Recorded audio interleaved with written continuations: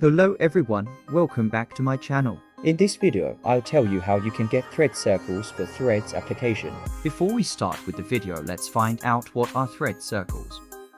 Thread Circles is a Third-party website for Threads application. It generates a circle diagram using pictures from user profiles to showcase the people you interact with the most on Threads. Unlike Twitter Circles, which enable sharing tweets with select groups, Thread Circles is more like Instagram's close friends feature. To get Thread Circle, open any browser and search threadcircle.com. Now click on the first website and enter your Threads username. Now click on Generate Circle. Now wait for some time until it generates your circle. Now slide up and click on Download to Files.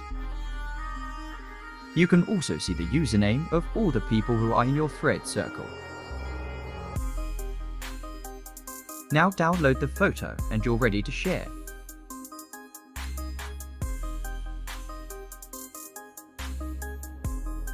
Thanks for watching. Subscribe my channel and press the bell icon for all latest updates.